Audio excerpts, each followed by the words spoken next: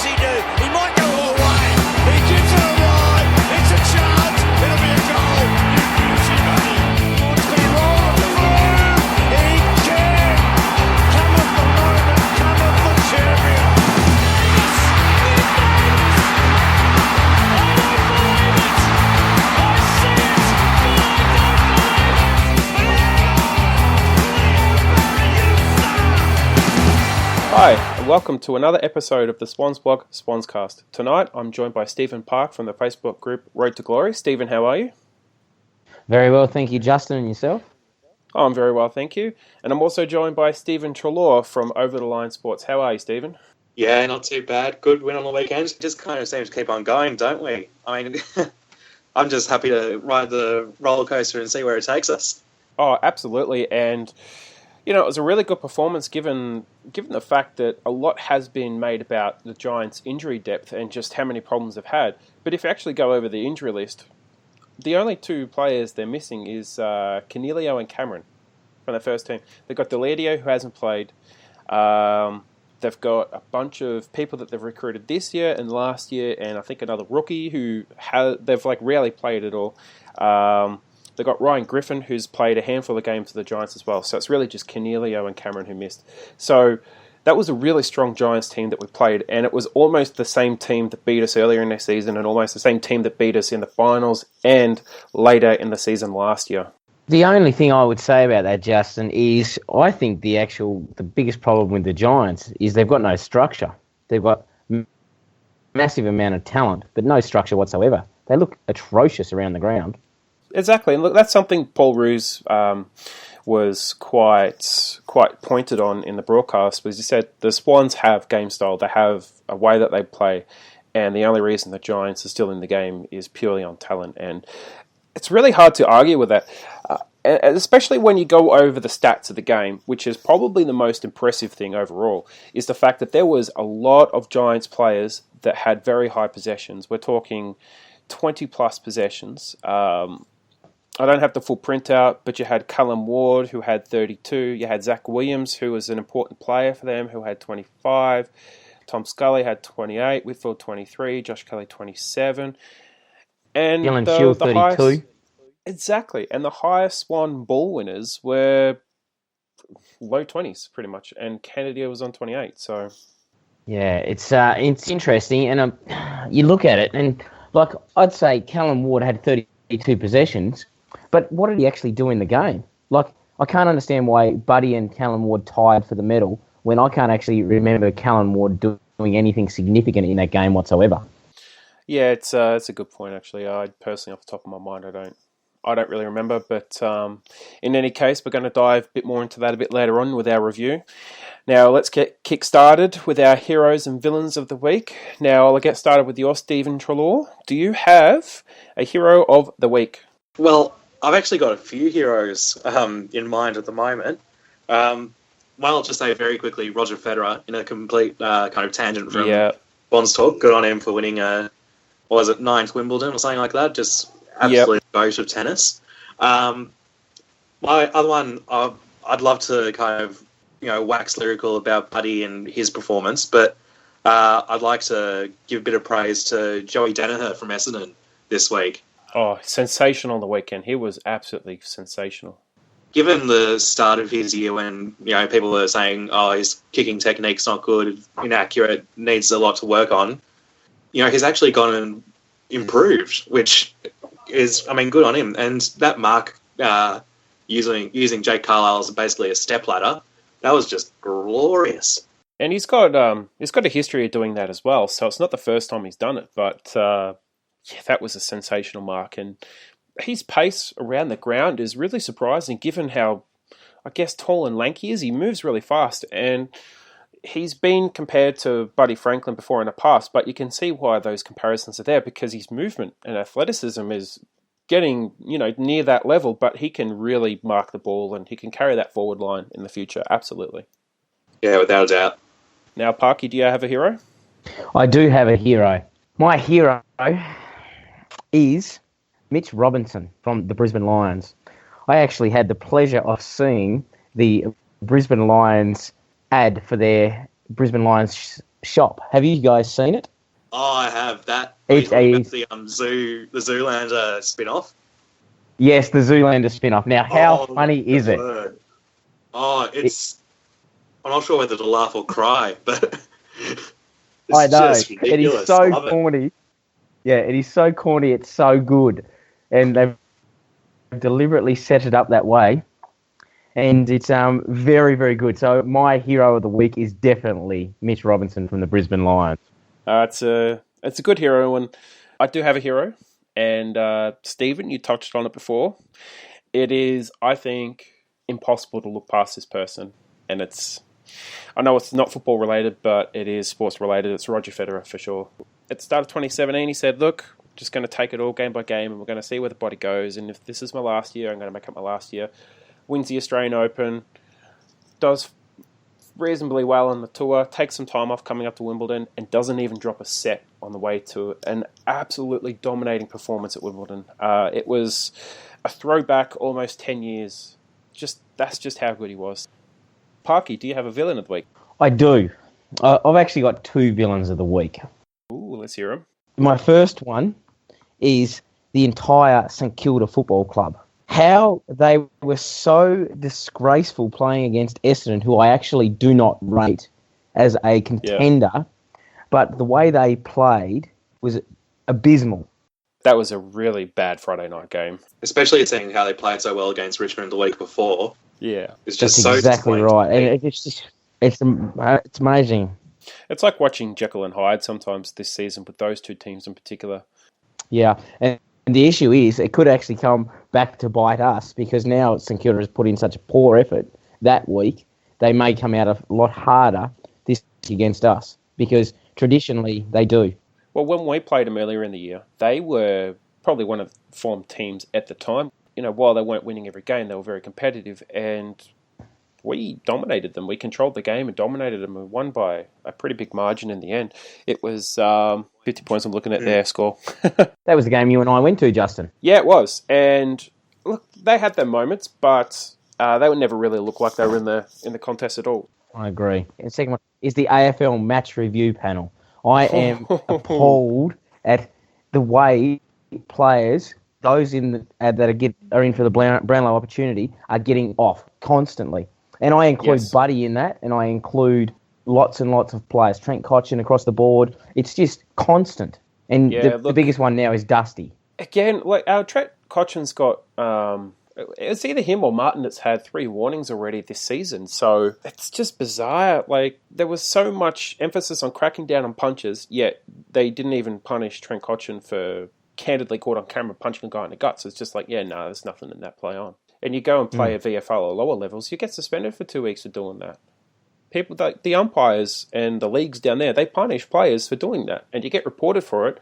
If you get reported for it, you're done. Like, there's no other course of action unless the other player comes out and goes, I was fine, we're just playing around. And this has been happening for a while too. Like, you look at, I think Nat 5 had an incident in his Brownlow winning year. I mean, you can even look back to Barry Hall 2005 on that punch on Maguire when he got off on that and played in the grand final. Exactly. I'm not going to make too much of a comment on that because he was a key part in the grand final win. But it's really hard to kind of state the case that the MRP, view each case on its merits. Look, I think probably the worst thing of all that I can remember was the incident where Chris Judd was done for eye gouging. Do you guys remember that one? Yes. That was on like Mitch Robinson or something like that. They went to the tribunal and Mitch Robinson came into the tribunal and said, no, it was nothing. There's no eye gouging. I didn't feel a thing. When his eyes were basically blood red. There were scratch marks around his eye. And I couldn't believe that the tribunal actually said, okay, we'll chuck it out because of that. So as far as like the MRP and tribunal goes, it's been an absolute joke for the last 15 years. Now, Stephen Treloar, have you got a villain of the week? Yeah, I do. And now, before I go into this, I just want to kind of give a bit of congratulations to Collingwood for their call. Regards Nathan Buckley saying they're not going to make a call about his future till the end of the season. And then in comes Eddie Maguire, who's my villain of the week, comes in on Fox Footy after gallivanting off to Lord knows where, and goes on this rant about Nathan Buckley. The club was handling it so well. I was a bit baffled, and not that I'm the biggest fan of Eddie McGuire anyway. I'm not sure if any of us are, to be honest. But I was just baffled. Stephen, can you inform me about what that was? Because I haven't heard about that. Yeah, it was. I'll just see if I can scratchy on the details myself at the moment. Was it on Saturday night after the Swans Giants game? Yeah, well, it was after or before something there. Yeah. Yep. So I remember that. He went on a tangent talking about Buckley, and then he said, "Oh, look, it was something along the lines of, we don't know if Buckley is coaching next year, but it wasn't that we haven't made a decision. It's like, it's either going to be someone else, or it could be Buckley." Yeah. Oh, right. So basically, they're giving Buckley till the end of the season, but then they're going to get rid of him anyway. Yeah, I'd say that's probably going to happen. The way McVeigh was talking. Now there's articles going around saying, if Nathan Buckley departs, then Eddie McGuire must go as well. And yeah, absolutely. He's not doing himself any favours, I think. He hasn't done himself any favours for quite a few years. True. Now, I do have a villain of the week that is related to football. And my villain of the week is the AFL in general. Now, I do have a couple of good reasons for this. One is, you've already said it before, Parky, the MRP. Mm-hmm. The MRP is an absolute joke. It is inconsistent. Bartel came out and he sort of discussed it about a month ago about how they apply some of the logic with the grading. And it's all subjective. It's not objective, it's subjective. They apply grading on what they interpret the player in the situation to be doing. And we were saying this on radio, that there was one incident whereby a player was doing something, and then most of the panels agreed that the player should be suspended. And then someone else came in and said, no, he was actually trying to do this. And then he gave a physical demonstration of what he was trying to do. And then that sort of swayed the decision-making of the panel to be more lenient against the player when it was borderline reckless. So, to be honest, the MRP has to go. There's been too many high-profile incidents that they've missed or have gone past or been really poorly graded and that players have got off too lightly on. Then more recently, you've got, which we've already discussed previously, you've got Aliir, one of the high-level managers in the AFL, his high-profile incident, and then more recently, you've got the two internal affairs of the two executives, and not to mention, there's actually rumour of a third executive. And then you've got like a massive cultural problem. There was also an article that came out today from Caroline Wilson, where she was quite critical of the current execs, where she said that Cook, then Geelong's CEO, when he applied to become the league CEO, he put in a very good idea of where the AFL should be, and he was openly critical of where the AFL was, and basically the committee members pretty much told him to piss off, and then they just swept in McLaughlin, who was always the chosen one. Yeah, I think the thing with Gillen has always been he was Demetrio's pet. Yeah, absolutely, and that was the problem, and he was always destined to get the job. But I'd just like to question you on one thing you said, the execs. What's your opinion on the execs and the affairs? I think, and this is where it gets really interesting, because it's kind of one of those subjective matters that should it or shouldn't matter? Well, it does and it doesn't matter. It matters because it's quite possibly the highest profile organisation in Australia. It's certainly not the wealthiest, but it is potentially one of the highest profile, if not the highest profile one. It is a leader in communities. It has significant impact and role to play in communities, tackling a lot of social issues head on. And it's always tried to promote an image of professionalism, but you have all these affairs and all these things that keep happening that really just make it seem like a kind of small-minded, almost small organisation mentality for a massive national organisation. In the AFL's perspective, they have a clear cultural issue. And they also have a massive image issue. And they've always had an image issue under McLaughlin, and they've had an image issue under Dimitri.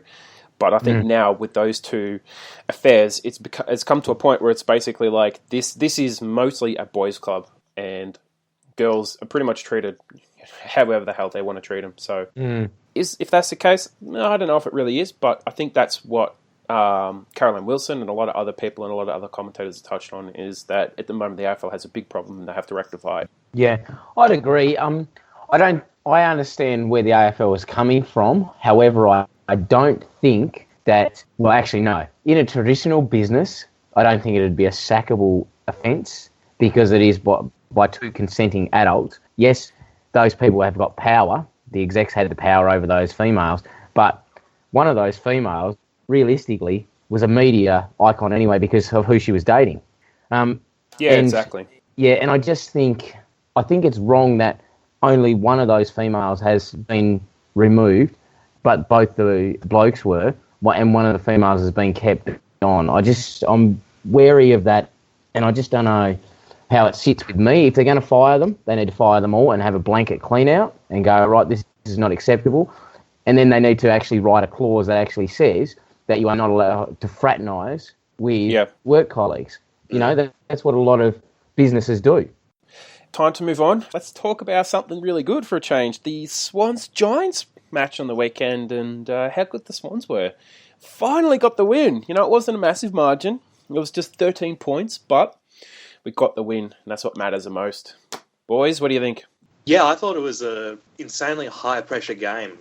And while some people might think of it as an ugly win or something like that, I think that was due to the pressure that both sides brought, and ultimately we won in those stakes. I mean, Grimlock from the Big Footy forums, the Swans said, brought out a few stats, and where is it? GWS conceded a season-high 84 turnovers last night, and conceded 12 goals from turnovers, which is an equal season high for them. Going into the game as the league's lowest average clangers side, they tallied a season-high 61 clangers. They finished the game with a 69.23% disposal efficiency, which is the first time this season they've finished under 70% in a game. Mm-hmm. And we led in 59 inside 50s, which is our highest tally since rounds 1 to 6.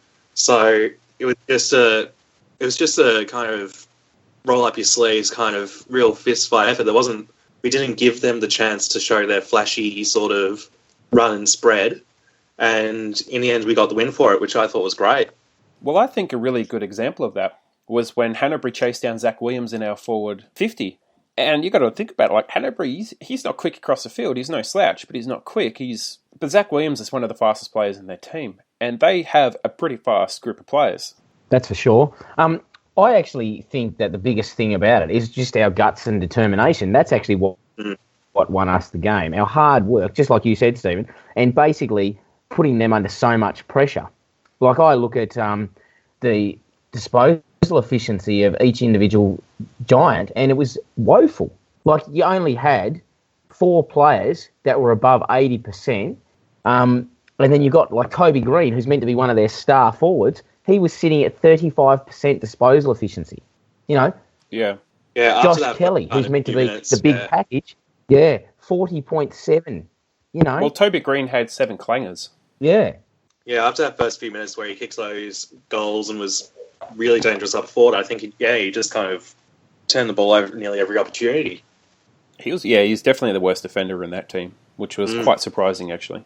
Yes, but their forward line is actually not very good. If you actually look at their defensive forwards, that is actually really, really poor. Jonathan Patton, he's really, really poor. He's got no defensive aspect to his game whatsoever. Jeremy Cameron, not that he played, but he's got no defensive aspect to his game. Stevie J, 5 years ago, was the master of defensive pressure acts in the forward line. He was the guy who basically invented it.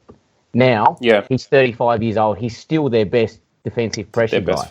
Toby Green. But he looked overweight too. Did you guys think he looked a bit fat? He did, yes. Yeah. That's why I called him Chubby Johnson in the match report. He's carrying too much Maccas, mate. That's what he's eating it too much. Yeah, and you look at Toby Green. Toby Green's got no defensive aspect to his game whatsoever. So, and you compare that to ours. Look at Papley, Rowan. You know, they run and chase. Kieran Jack, Luke Parker when he's in the forward line. You know, it's really, really hard to get it out of our forward line. Admittingly, we stuffed it up when we kicked the ball, but our pressure across the ground from our back line through our midfield and up into our forward line is immense. I couldn't believe that Toby Green was actually amongst their best players as well. So for me, that was really, really quite surprising. Just how poor they were. Some of the players were.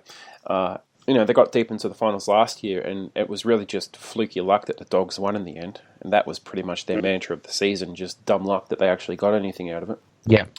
Because they're really showing their level now. So You know what I think the biggest issue for the Giants is? They are by far the team with the most talent. Across the league, no one will deny it. They are the team that has the most talent. Even from Shane Mumford all the way through. Backward, forward, doesn't matter where you go. But they have no structure. And in my honest opinion, Cameron, isn't it, their coach? Yeah, Leon Cameron. Yeah. He cannot coach. He can't control the players he's got. They've got no structure. And when it comes under, when I watched the Giants versus the Hawks game in Hobart, you could look around the ground and they had no idea what was going on. And as soon as Hawthorn put the pressure on, they crumbled because there's no structure. Yeah. They rely on beating their players one-on-one. And when there's structure going put into them and they're set up, they've got no idea. Well, have a look at Josh Kelly, right? He had 27 disposals at 40%, which is just atrocious. He had 7 inside 50s and 4 tackles. Shane Mumford was probably their best player, and he had 12 disposals, 37 hitouts, and 9 tackles and 2 goals. And he got both those goals in the last quarter, but, he was probably their best player. And really, that's kind of it. Paul Roos was right. The Swans are playing a game style. They're playing a game plan. Yeah, that's right. And that's where I think that's the problem. I actually think that if the Giants had someone or a coaching panel that actually knew what they were doing, they'd be unbeatable.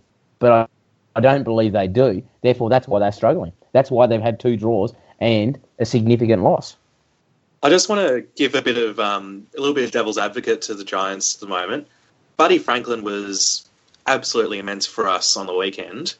Booted 4 goals, including that absolute corker from 55 on the boundary line.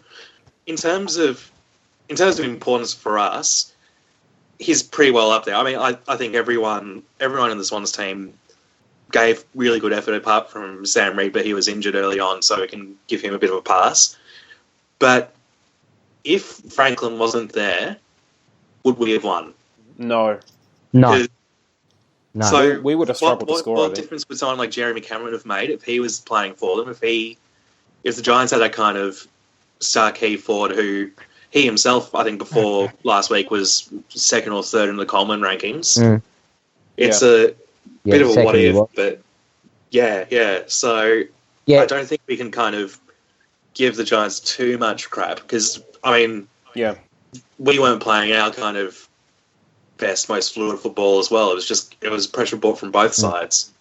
And it was, a little bit of individual brilliance by Buddy and I think all around the ground, especially in the midfield, we really held our own. But I think Buddy was pretty much the difference between the 2 sides. Yeah, he was. As it was, an article came out yesterday about the fact that Franklin almost missed the match anyway after injuring his leg or his knee in training on Thursday. So we might have found out whether or not the Swans could win without him.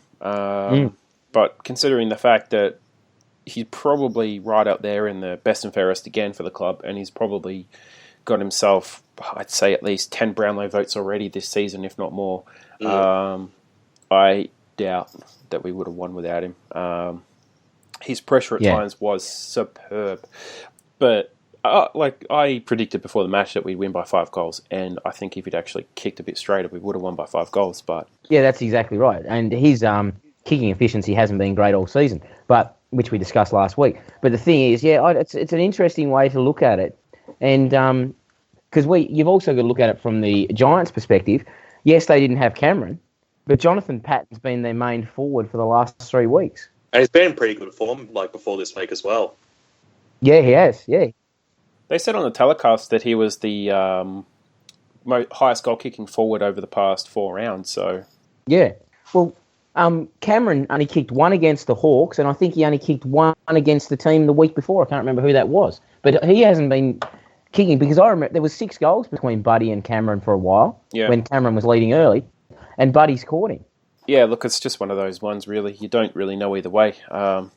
Look, the Giants, they played at their potential. They played very close to it. I think it was just, as you touched on earlier, it was just the fact that the Swans' pressure around the ground forced them to play pretty much the way that the Swans wanted them to play.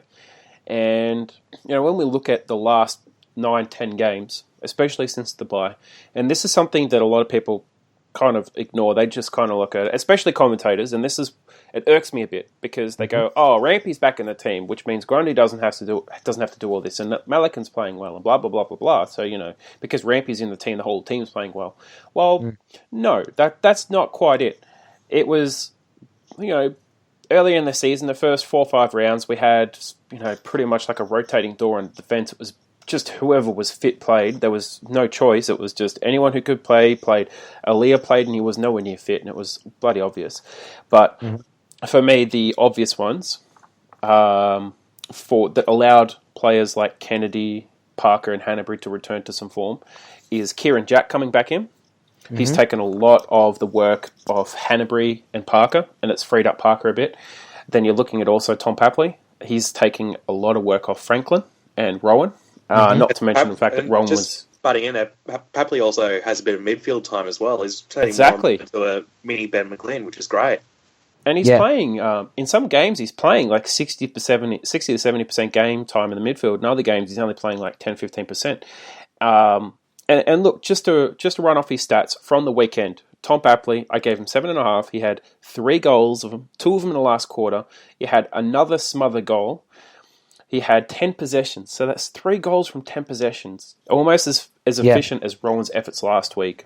He had 8 tackles, 4 inside 50s, and 2 clearances. That is efficient, okay? And then you also look at Kieran Jack, who people like Matthew Lloyd criticised very heavily earlier on in the season and said that he should retire. 11 tackles in for like 3/4 of the game, was by far the best player on the ground of both teams. In my opinion, he was probably one of the main reasons why we led the game early on. The issue with Kieran Jack, which I worried about, is his disposal efficiency. That worries me. Like, I guess he's working really hard. I guess if he's playing inside that much, disposal efficiency doesn't really matter that much. It's not kind of his main job. Like, if he's in there laying all the tackles and trying to extract the ball, almost like a Josh Kennedy role almost. Yeah, exactly. Then I don't think that's too much of a worry for someone like Kieran Jack. I think for people like Hanbury, Zach Jones, players like that on the outside, I think that's where disposal efficiency really comes in, and where you look at players like Josh Kelly, and he had a woeful disposal efficiency that really made the difference there. 40%. And you had Toby Green 35%, but a heap of players between that 60 to 70%. But look, this is another thing that I want to raise about Kieran Jack. He had 22 disposals, 12 of them were contested. He had 11 tackles, which was the most in the team, and he had 7 inside 50s, which was the most in the team. So, for all those naysayers out there... Most tackles for the game. No, I'm beating. Right, yeah. But Callum Ward had 15 clearances, which is just ridiculous. So, look, for all those naysayers out there for Kieran Jack, it's time to take your hand out of the sand and fess up, because he has been superb for us since he's come back, and in my opinion, he's one of the reasons why the midfield's starting to dominate again. And just quickly, we had a massive 24 less clearances. We got smashed in the centre clearances at the start of the game, but around the ground we lost out by 21. We had 9 less inside 50s, but 1 more mark inside 50. We had 8 less contested possessions, which is where we usually win our football. We had 13 more tackles, 4 less hit-outs, and this is big time kudos goes to Sam Naismith for his performance, because he was superb. But, yeah, look, that's pretty much it. Like, we lost most of the stats except for the scoreboard. You can't knock Dean Towers in the for his ruck work as well. I thought he was quite good. 2 hit-outs, I think. Yeah. And he was jumping up against Lob too, who's 207 centimetres, so... Right. Anything else you guys want to touch on about the performance? The only thing that really worries me, and it's worried me for about 3 years now, and that is our overall disposal efficiency. It really concerns me. And this is my opinion, and I think, like, I look at it, we had 15 players who had 70% or, 69% or less disposal efficiency. I don't think, if you've got players that are running quite low, and if you've got players that are consistently butchering the ball, like Zach Jones, in situations is going to cost you. I believe, yes, we were robbed in the grand final, but if you actually go back and look at our disposal efficiency in the grand final last year, that was the major problem. The majority of the times we have lost, it has been not because of hard work, it's been because our disposal efficiency, kicking to each other, or actually hitting someone in the forward line, which is where our major concern is, and that's why Zach Jones worries me, is it's not good. Zach Jones needs to hand pass the ball. He should just looking at his disposal never ever kick efficiency into for the the forward year. 50. Looking at his disposal efficiency for the year, it's sitting at 75% on average. That's including last week. Yeah, I'm pretty sure. So maybe I think the Giants game in particular might have been just a one-off sort of thing. Yeah. Although, as I said, the pressure from both sides was huge. I don't think you can really expect guys from either team to really kind of ping every target. But I think the Swans have noticed that. I mean, at one point, Lewis Jetta, say what you will about him, but he can hit a target, and he did for us quite well. yeah. And drafting guys like Ollie Florent, and even Hayward as well, we are kind of looking towards that kind of more outside class. Half forward, but not necessarily the kind of inside base, because we've got guys like Heaney and Mills who will eventually go in there. So I'm not for the future, I'm not too worried about that. And given our run of form at the moment, I'm happy. If we have a disposal efficiency like that, I'll be happy. But yeah, I do see where you're coming from, though. Yeah. Yeah, it's not so much the disposal efficiency that worries me. It's our disposal efficiency into the forward 50, because that's where we break down all the time. Yeah. Like, we seem to be able to hit targets out of our back line really well. We seem to be able to hit targets from our back 50 up to, the forward 70 mark. But from that next kick in, that is where we really, really struggle. And it's only through our hard work and determination that has actually done it. And perfect example of that is our kicking efficiency at goal. Like, you look at it, the way that we actually go. If you go through most of the players, you'll find a lot of that. Rowan's another one. Look, our three best ball users are Jarrod McVeigh, Lance Franklin, and Josh Kennedy. One's playing off half-back, one's playing in the midfield, and the other one's playing as forward.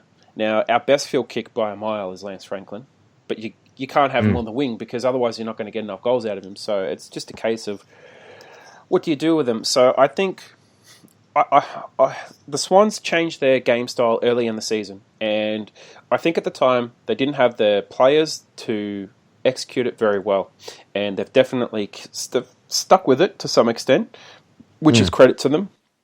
Early on, the first 6-7 weeks, it was playing that zonal defense, and they just didn't have the fit enough players to play it, and they got cut up too often, and whenever they switched back to man-on-man, they played a lot better, because that was what the team was used to.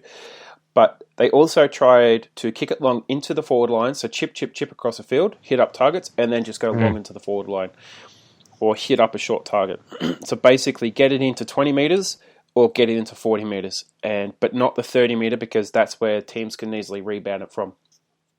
And you can see how much that's paid off, especially against the Giants. They had so many turnovers from within 20, 30 metres of the goals on the weekend. And it's just being able to have players like Rowan, Papley, Hanbury, Jack, Franklin, all in that forward line. Parker as well, Jones to some extent, Newman, even McVeigh pushing up, Dan Robinson laying tackles, even Towers with his pace using that as well. So it's just having those players in there to actually just lock the ball in there. And you can see it, like, after the first 15 minutes of the game was played almost entirely in the Swans forward half. They were just good enough to hit us on the rebound a few times. But look, moving on to the next topic, we'll do a quick weekend wrap-up of all the results from the weekend. So it was a pretty big weekend for Swans with related games, especially getting the results going our way. We had the Saints getting beaten by Essendon, which is a bit of a leg up for us, because we were equal on points at the time. So that is a massive boon for us.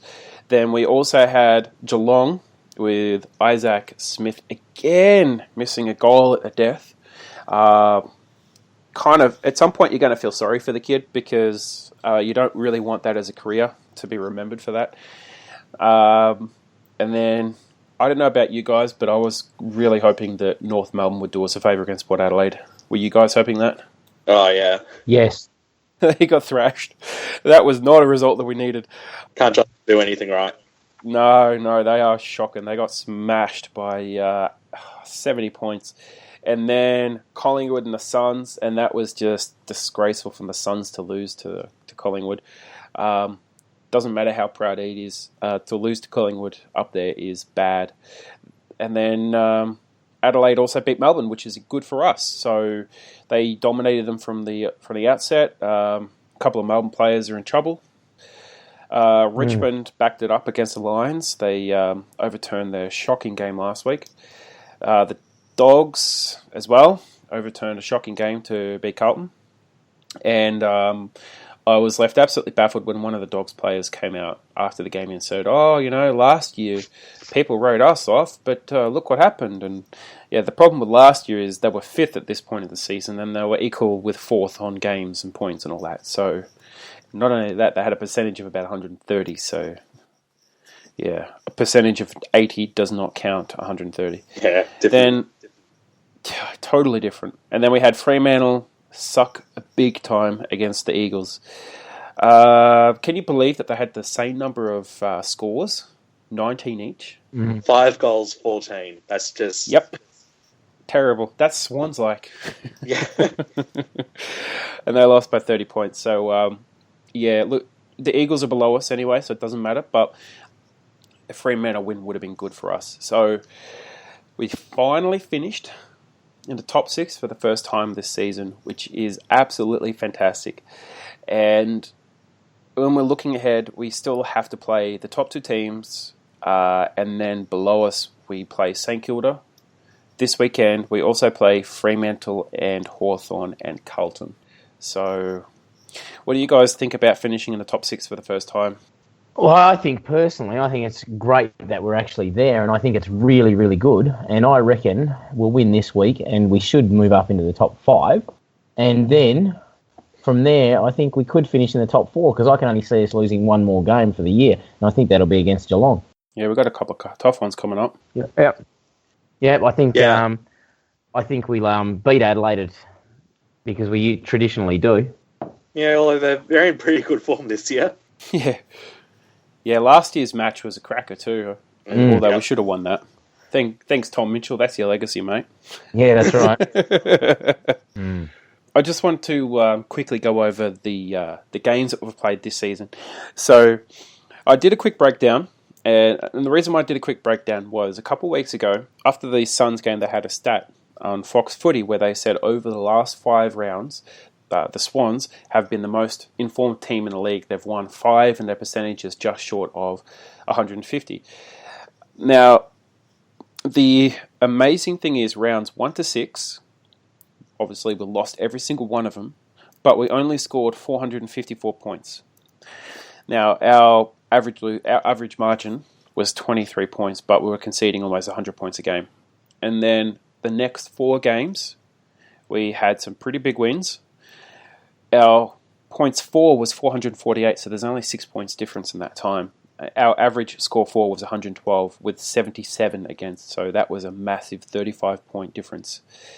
Then, after the bye, the following 6 games, we scored 553 points for and 382 against, so it's an average of 92 for and 64 against. So it's a good 28-point differential there. And overall, since we started winning games, we've actually won 9 of the last 10, with 1,000 points for, 690 against, which is, quite frankly, ridiculous. It's a difference of 31 points per game, which is the best by a mile in the league. And then you look at teams like Port Adelaide, who haven't beaten a single team above them. And not only that, apart from when they played the Swans in the first round, they actually hadn't even beaten a team in the top 8 at the time. So, yeah, it's been a really good turnaround for the Swans. Yeah, I think we have to we're definitely the form team in the competition. I think with the win over GWS, people will really start talking about us as legitimate flag chances. I mean, I think before the GWS game, people might have still had us like on the rung below Geelong and Adelaide, and probably Geelong and Adelaide, probably the two front runners. But now I think we're up there with the big guns. And look, there's only 1, 2, 3, 4. There's only 6 games left, so look, there's still plenty of room to kind of for the ladder to fluctuate around a bit. But I think we should be aiming for top 4. Yeah, absolutely. I mean, look, those games we have coming up aren't easy. Yep. If you kind of look at ones where you'd be like, all right, 90% sure we really should win this, I only really see 3. So the one against the Saints, Freo, and Carlton. And yep, agreed.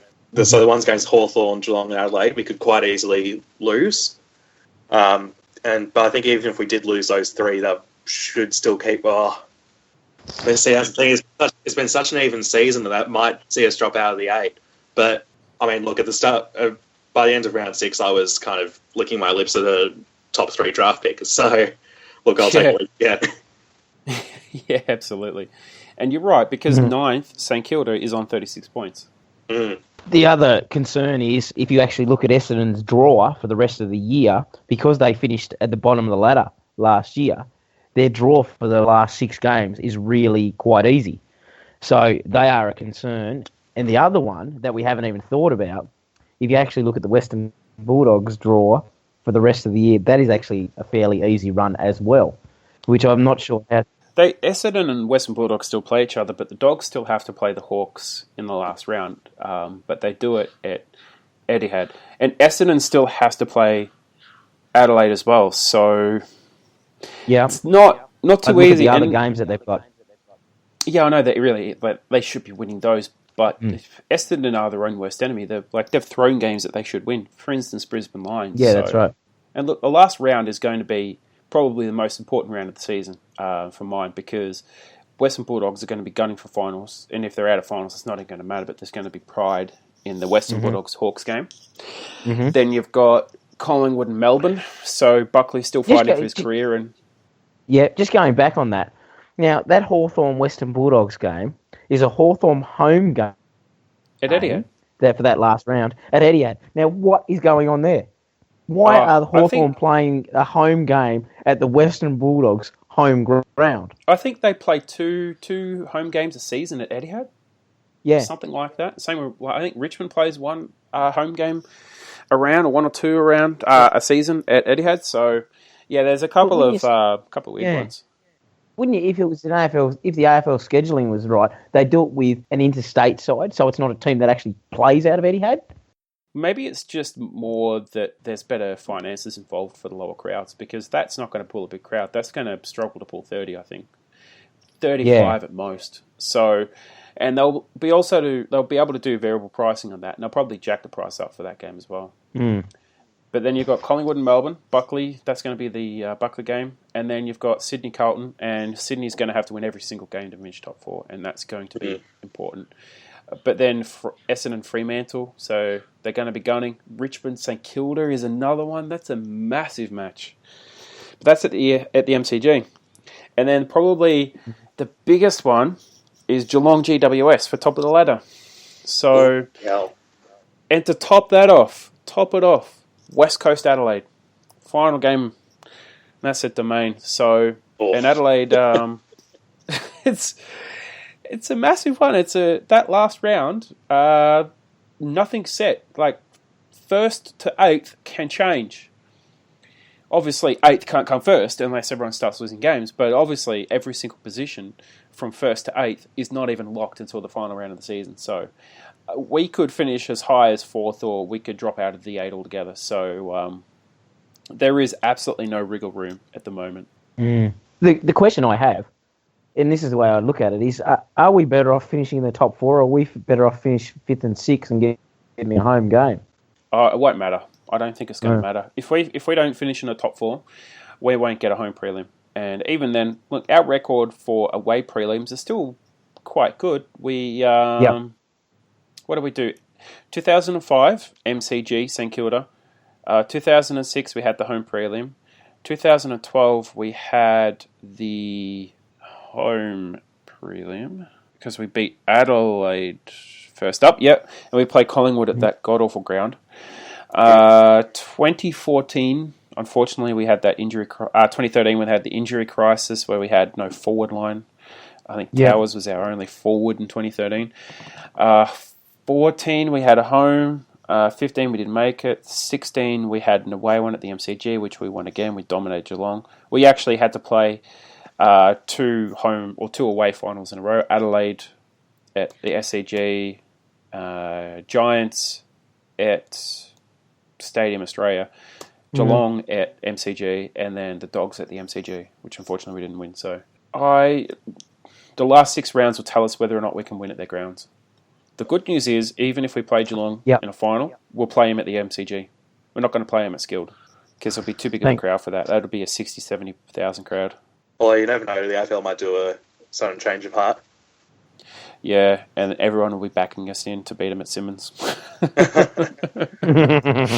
Just like they did Fremantle. Every single person, except for a Geelong supporter, cheered on Fremantle to stick it up the AFL because they are pricks.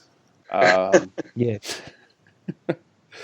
So, yeah, look, I know I've done the ladder predictor a couple of times through, and the only thing that the Swans have in their control is the fact that they have got to win the last 6 games to give themselves the best opportunity.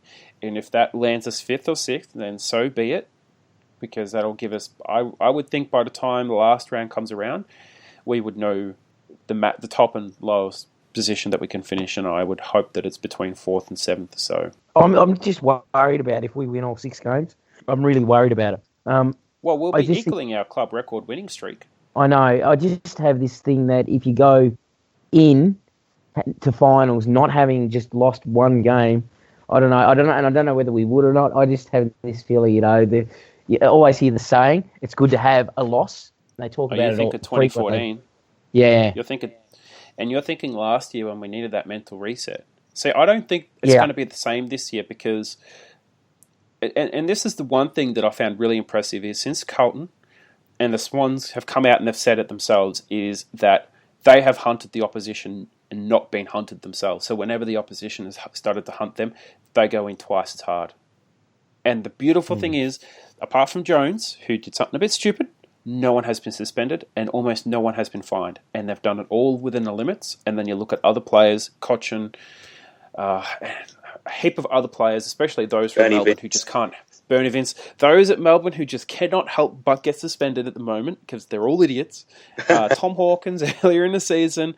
Dusty Martin. There's tons of players out there just not doing it right. So I think the Swans, I can't see them going into a final this year. Even if they win 12 in a row, I can't see them going into a complacent. It's just not going to happen. Even if they have a slow start, I honestly believe this year kind of rings a bit like 2005 in a different way, even a little bit like 2012, where they're so focused that they're just not going to do that.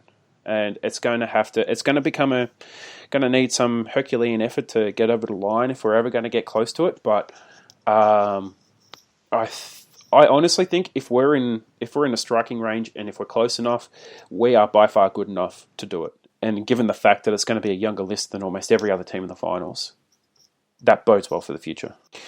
Let's move on to talk about a little bit about Franklin, Tippett, and Reid. So Franklin had apparently, according to the Daily Telegraph, he had a bit of a knee scare earlier in the week. He almost missed a match, apparently. So at the main training session on Thursday, he tweaked his knee, and the medical advice was for him to actually miss the game. So for him to come up and perform the way he did, that was a ridiculous effort, in my opinion, given the fact it's a knee. So what do you guys think on that? Yeah, look, I mean, if he has that sort of similar knee problem and brings out that performance, let him have a knee scare every week. Like, I hope not. I said it before, I'll say it again. I reckon he was the difference between us winning and losing. Yeah. Last week. Like, I mean, I guess the main kind of worry is how he pulled up and whether he'll be 100% to go against the Saints. Fingers crossed he is. But yeah, I'm just stoked. Yeah. I just am amazed. He's just bloody brilliant. He's just bloody brilliant. He's like Hercules. So I read in your article, Justin, about how he actually went to horse and actually he said that he wanted to play, and then he comes out and does what he did. You know, how many people would do that and play at the level that he does week in and week out? Yeah, he's a bit like Goods in a way, where Goods did his patella and he didn't even miss a game, and then he did his next patella and still didn't even miss a game. Yeah. So I think those kind of players are very rare, and the way he played was sensational on the weekend.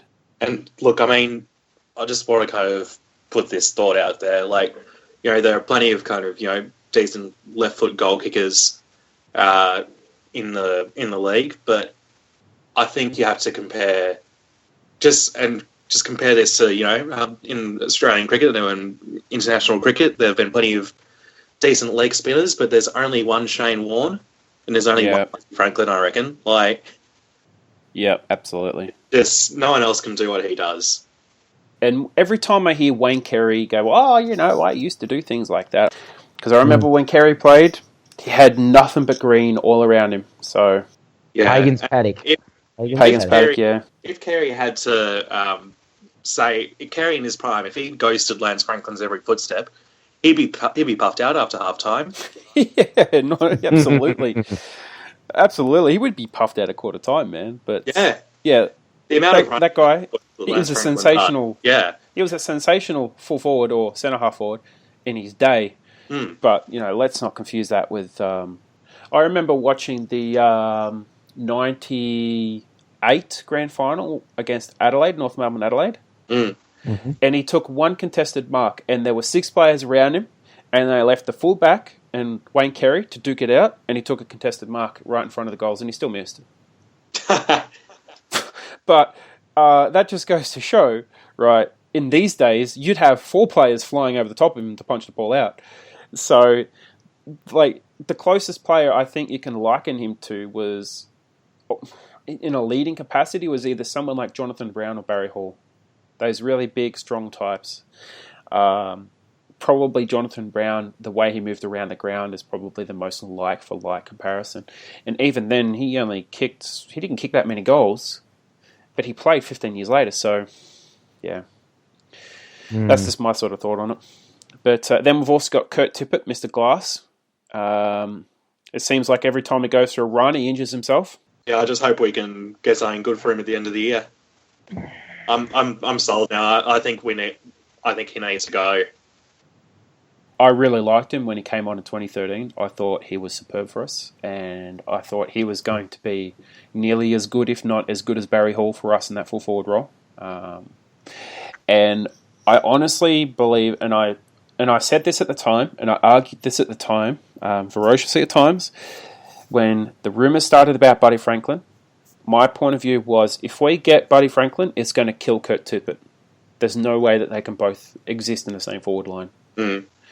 And people say, oh, but he kicked a bag in 2014. But the thing is, he doesn't even play his primary role anymore. He has to play, until Sam Naismith came through last year, he had to play as the primary ruck. Yeah. And he wasn't very good at it. And he didn't have the fitness or body to play around the ground. He was a full forward. Yeah, look, he's just got to a point where I think he's had to go through so many body transformations, so many different muscle and fitness programs where his body's pretty much just gone, yeah, no. But he might play this weekend, apparently. So he might play this weekend. God. Yeah, according to the injury update yesterday, it was said that it was really just groin tightness, and that he could be available to play this weekend in the reserves, not the seniors, but in the reserves. Right. Sam Reid as well is another one who injured his groin, I think, in the opening clinches of the game on Saturday night, and it was blatantly clear that he couldn't run, he couldn't turn, he couldn't sprint, he couldn't jump for the entire match. So he's also a test, and he's also could be playing.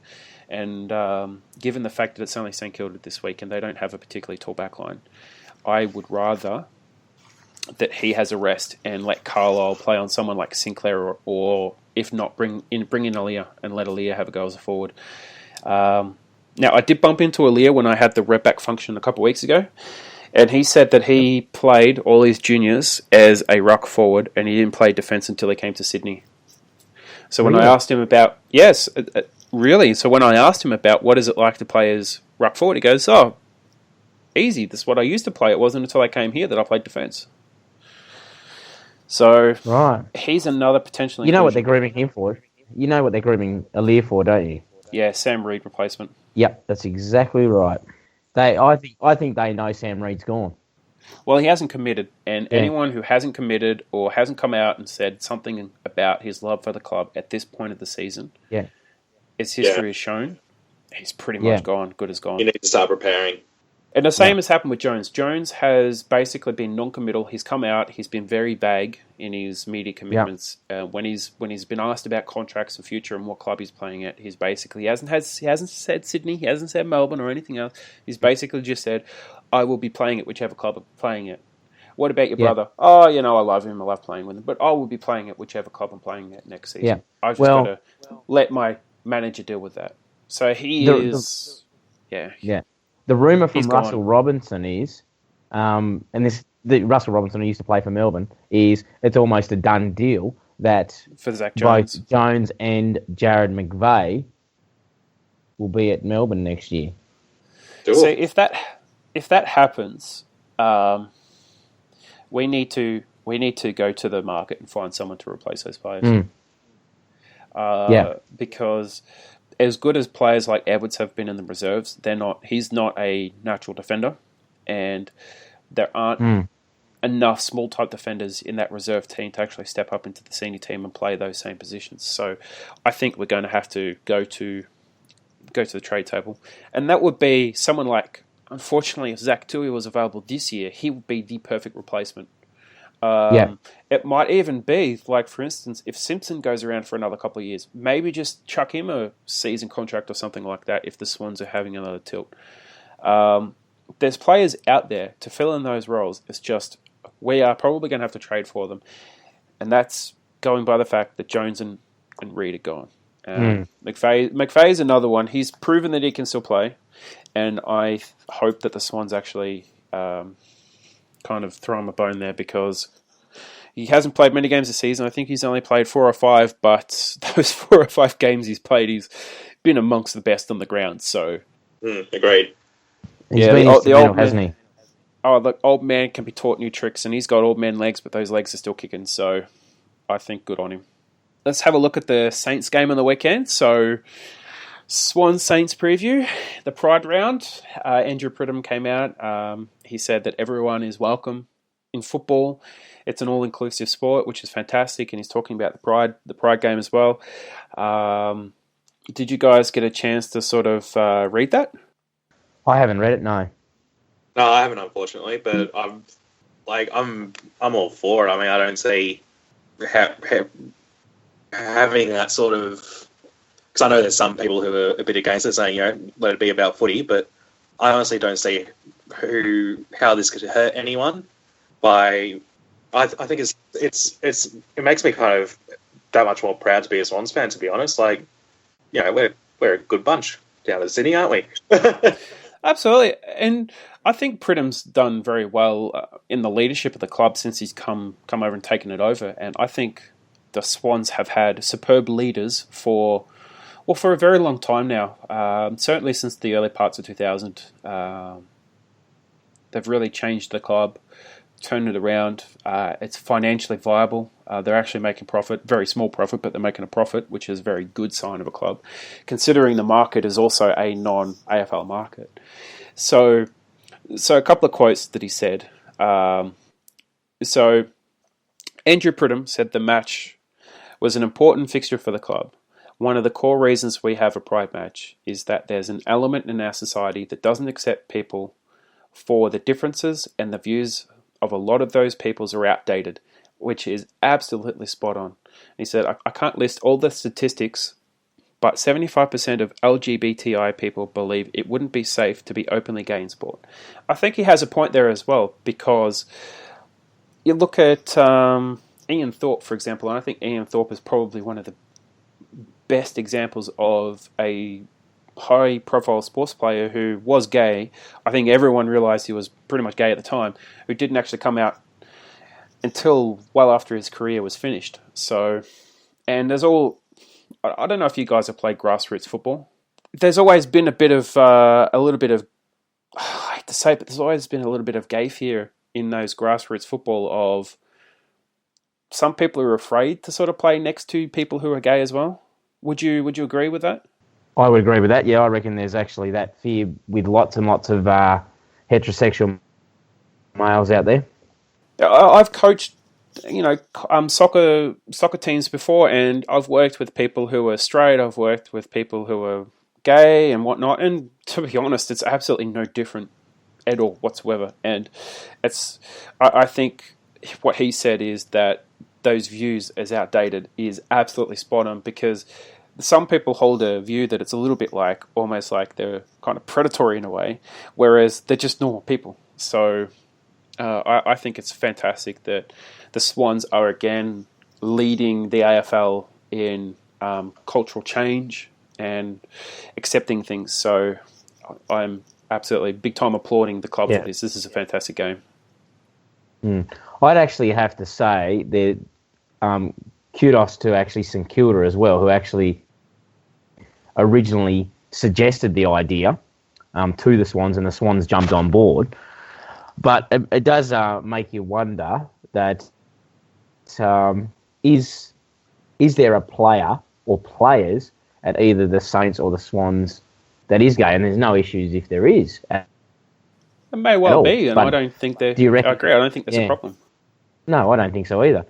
But I don't think we'll have a player come out like they probably within the club. They probably know whichever club it is, or if there is one. But I don't think it'll come out in the media until those people are ready.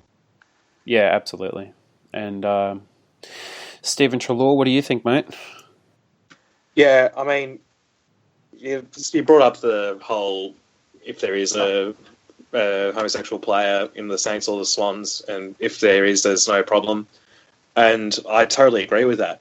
But I think where the problem is that kind of if there's perceived there could be a problem, if that makes sense. Like, yes, as you said with Ian Thorpe as well, it's the culture, not just around footy, but in general as well, I think isn't quite in an ideal spot at the moment. And, you look at governments and talk of plebiscites and all that sort of stuff as well. Yeah. But I think, absolute credit to the Swans and the Saints for doing their part, and to the AFL as well. We've given them a bit of crap tonight, but yeah. I mean, credit to them, I reckon. Yeah, I think this initiative, amongst a lot of other initiatives as well, is really good. Yeah, other initiatives are like the Indigenous round, which I think is a superb idea as well, and that's been taken on board over the last decade or so. So the thing is, the AFL doesn't necessarily lead all these things as well. It typically comes down to the clubs who say, we want to do this, and then the AFL adopts it as, now we've got something new, that sort of thing. And you go back to Essendon and Richmond with the Dreamtime, which was, I think, that was a Kevin Sheedy idea, because he wanted those his two clubs, to be involved in such a, I guess, momentous sort of event and game. So, but let's sort of talk about the game itself and matchups and whatnot. Parky, what do you think, mate? I think the big one, and I know he's going around on one leg, but I think the person we will need to stop this week is Nick Riewoldt. I think that he can be the inspirational leader for the Saints, and I think, depending on who we match up against him and where he plays, will determine a lot of the outcome. We're lucky because Tim Membry's out again, and I don't really rate Josh Bruce that well as a forward. Yeah. I think he's a great second or third forward, but I don't think he's their number one lead up. I think he was really good a couple of years ago when Nick was their number one forward and he was the crumbing forward or the second lead up, but I don't think he's going to be that great. And I think the the rest of the matchups of the midfield could be interesting. Just on an offside note, you see David Armitage is back playing this week, first game. And Jimmy Webster will be back playing for the Saints as well. He's back from injury. So he's going to be playing for the Swans. Yeah, I really rate, I think it was 2 or maybe even 3 years ago, David Armitage playing, the way he was playing was absolutely, he was playing in kind of career best form, and he had problems, I think it was with his back, and it didn't allow him to use the same running patterns that he normally would. So if he is back to kind of that form, I think he's someone we'll really have to keep an eye on. But I think there too, in the midfield, if we can beat Jack Stephen and Seb Ross, I reckon the rest of it should kind of cover itself. As to the forward line, I think Buddy on Carlisle, I reckon. And if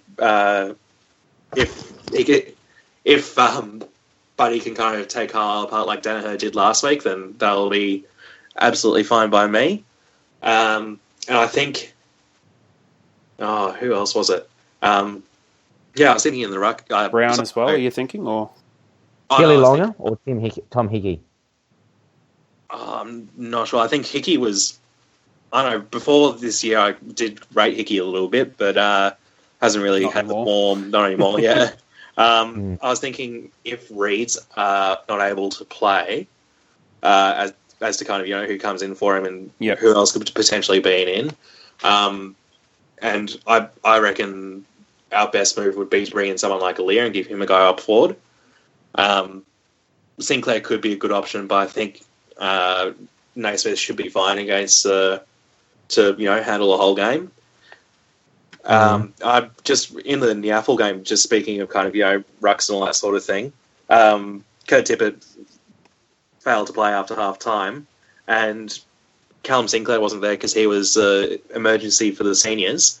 So we had, rucking for the reserves, Sean Edwards, Jordan Dawson, and Harry Marsh. No way. Are you kidding me? Sean Edwards is in the serious? ruck? In the ruck? No. I shit you not, guys. And they were up against Dawson Simpson, who's probably the inform ruck of the whole Niafel at the moment. And he's a big unit too. He's huge, yeah. And so Simpson, Giants won the hit out 69-19. But I wonder why. Clearances, they only won 35-31. Yeah. So that was not in a senior zone. Yeah, nah.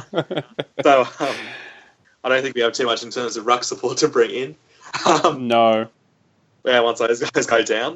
Look, I think Sinclair's been in some pretty good form though. In the yeah. And every week he's played, he's basically been either best or the best 2 or 3 players on the ground.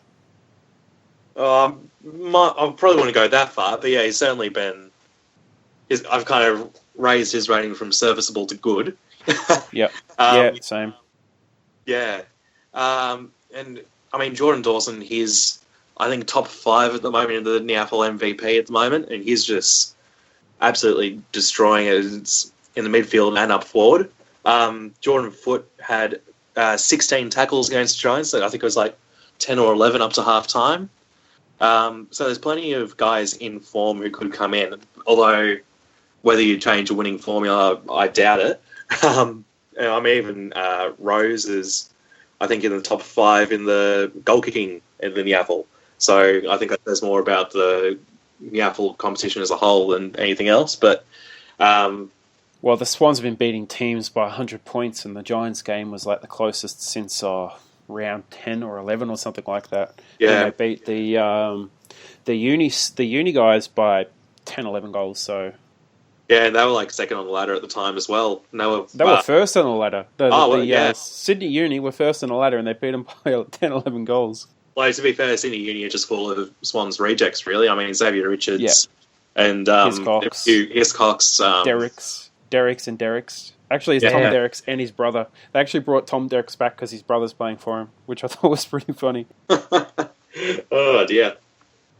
Yeah, so I, in terms of changes for the senior team, I don't think there'll be too many. Maybe Aliir for Reid, or Sinclair for Reid, but other than that, I don't think there'll be too much. Yeah, and they might bring in Dawson. There is a chance they could bring in Dawson and as another sort of forward flanker. But you're right, unless Rowan comes up injured, because he had that glute complaint, there's always that chance. So, and there are other players that might be injured as well. I mean, Franklin, his knee injury could be worse than what it was. I doubt it, but yeah. So you're looking at inclusions for Reid, because I would be shocked if Reid plays, and I really hope the club goes conservative, as they have since about round 7. They've gone ultra conservative on injured players. I would expect probably Sinclair first, and then Aliir, if they want to expose the defence, because he'll be going up against, I reckon they probably play Robertson against Aliir. Or who would Nathan Brown go up against? Because he normally goes against a second sort of tall. I would have thought that he would go up against Reid originally. Yeah. But I think that's where the Swans can exploit them, because there is no way that Nathan Brown's going to keep up with Aliir in a lead, even with Aliir not quite at 100%. I don't think he's going to keep up with him. Whereas if we bring in Sinclair, I would think that Brown will probably be good enough to beat Sinclair in the forward line. But we do get an extra option in the ruck. As much as I like Sinclair, and I am actually a big fan of Sinclair, I don't think having 2 rucks is going to be the best way for us to go. I actually don't think they'll bring in Aliir either. I actually reckon they'll go for someone like Foot. And I reckon Is it forward, though? I'll go for another running midfielder. Well, that's not such a bad idea. They've done things like that as well. You would think that someone like Hayward would come in, but he's not ready yet either. So, and who would you drop? How did he go in the Reid? Hayward's not fit. He's still injured. I thought he played reserves last week, didn't he? Or is it this week? Is it this week he's going to play? He did play and he kicked 2 goals, but I think he was injured as well during the game. Oh, right. Oh, that's right. No, he was. Yeah, that's right. Because I looked at the injury list and my injury update. Let me pull it up. So I've got Kurt Tippett as a test, Sam Reid as a test, Cunningham a week. I actually haven't got him on here, but he was listed previously. Fox and Rawdon, they're not going to play this year, but they're out. Like Fox is pretty much for the season. So. Yeah, okay. Maybe he's available. Maybe Hayward's another test. He could come back in. I would be surprised though. Yeah, true. And you're right, Parky. This might be another case of where they bring in another midfielder. They might bring in Rose for another shot. This could be another opportunity. Yeah. Go a bit smaller. They could try and bring in Dawson. Maybe Edwards gets a crack if he's not rookie listed. I think he went back to the rookie list. So Brandon Jack as well. So Brandon Jack could get another crack at playing that awful role that he's no good at. Yeah. What about Laidler? Everyone's forgotten about poor old Jeremy Laidler. I don't think he's a forward. No, I don't think he is either. But he's poor old boy's been forgotten about. I feel sorry for poor old Jeremy Laidler. Oh, he played well. He's been doing well in the reserve. So yeah, he's definitely behind Marsh. So I think there's a pecking order in that Marsh will replace Melican, but I think Laidler would replace Rampe. Yeah, that's what I think the pecking order is. Because when Melican's Laidler been out, Marsh replaced Rampe or Grundy, he'd replace one of those two. Yeah, Marsh wouldn't. Marsh would just get killed in that role. So Marsh is a medium-sized defender. What about our old friend Talia? Forget about him. Yeah, no, I haven't heard anything about him. I watched him play. I watched him play a couple of weeks ago. He doesn't even rate in the reserves, does he? Nah, most weeks. He's had a few good games, but yeah, pretty quiet otherwise. He's been kind of up and down. I think he's been in the top 10 like 3 or 4 times out of 19 rounds. So yeah, but in saying that, when you're winning by 100 points, the ball's not down in defence much.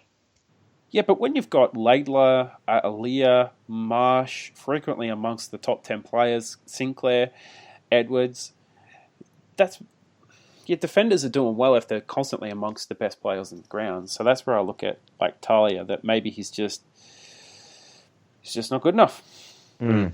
Well, I got to tell you, Harry Marsh in the Giants game, but I think at other times as well during his kind of reserves career, he plays a lot in the midfield as well. I mean, he had 31 disposals and a goal against the Giants reserves, so he's kind of got that versatility in there as well.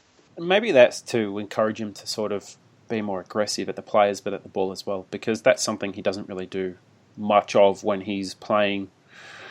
In the seniors, he's quite defensive. Yeah, true. And that's one thing he's quite. I think he gets exploited with is that he can be turned quite easily in the seniors, is because he's too man conscious rather than being a bit more ball conscious. I think they did a similar thing with Nick Newman as well. They gave him that kind of midfield time as well as kind of training him in that half back role. Well, they started him in the forward line against Melbourne. Yeah, I'm not quite sure what the go is with that. I mean, he's certainly having it. He's one of our best kind of young players at the moment. But yeah, I did not see that coming at all. Let's do our good call, bad call from the previous round. Now, Parky, yours are beauties, and unfortunately, none of them came to fore. So. I think your predictions were about as far from him as you can get. That was shocking. Sorry, mate.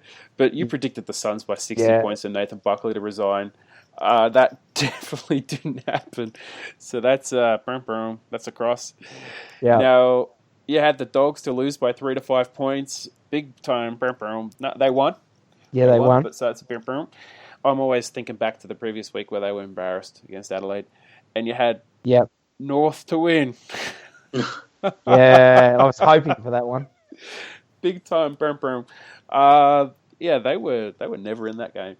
No. Now, I said Swans by 5 goals. At one point, we're almost 5 goals up, but that's still a Fremantle to win. And here's a terrible one: Melbourne to do the double. Big time, They were quite bad, actually. I didn't even look at the teams beforehand. I wish I actually looked at who was injured and who was out, because otherwise I would not have picked Melbourne. No, because they were skinny, and I would be surprised if they even win a couple of their coming up games. Okay, so now let's talk about predictions. Now, Parky, can you please give me 3 predictions? 3 predictions. All right.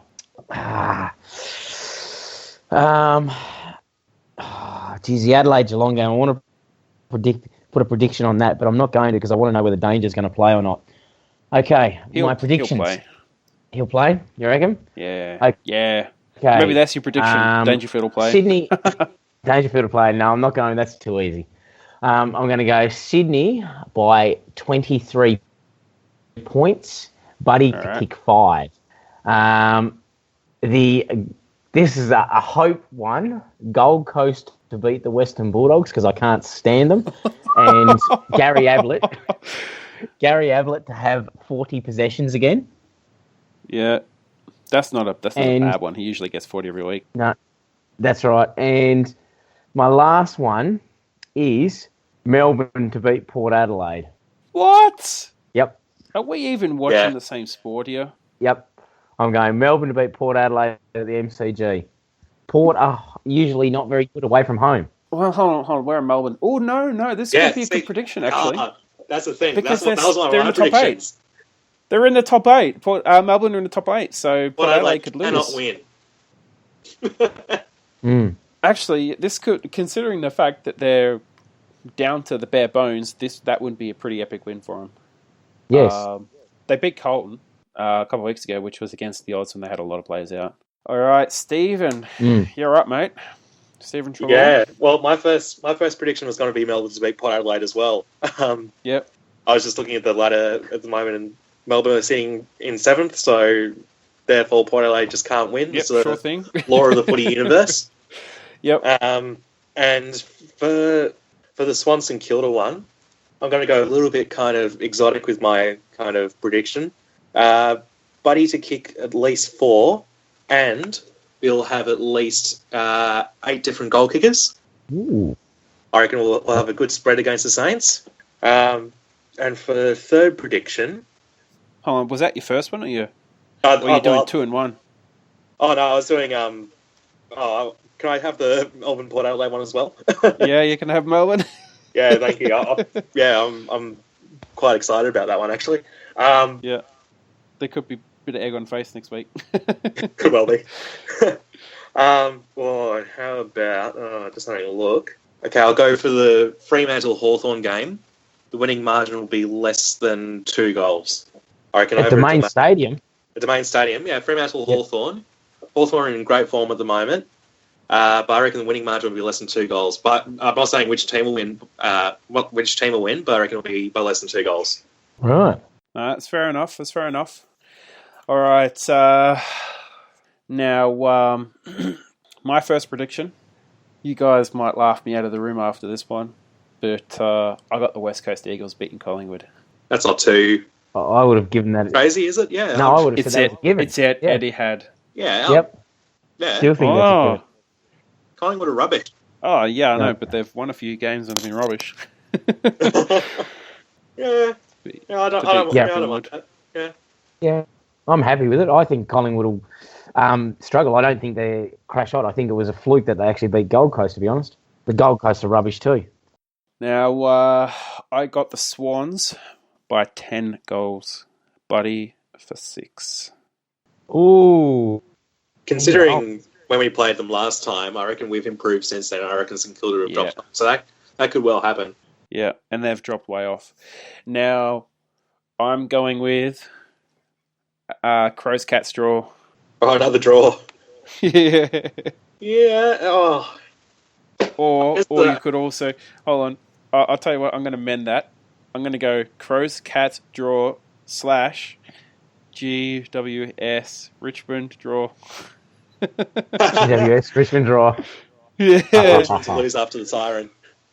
Yeah, God. No, Either GWS to win by 2 points. Yeah. Oh, God, no. Yeah. Look, I don't know about you guys, but this is going to be the only time I think I'll ever cheer on the Giants. If they beat Richmond and Melbourne beat Port, we are box seat top 4. It's going to be a hard run, but we'll be equal on points of both of the teams, and we'll be in 5th place. So we really need Port Adelaide to drop a few games. However, if Richmond and Melbourne both win, it does make it harder for us as well, because that is actually increasing. I know we want the others to win, but it's actually, then it means, and not that the St Kilda win, but if Essendon and the Bulldogs win, they're only a game out of it. And if we lose 2, we could be in serious strife.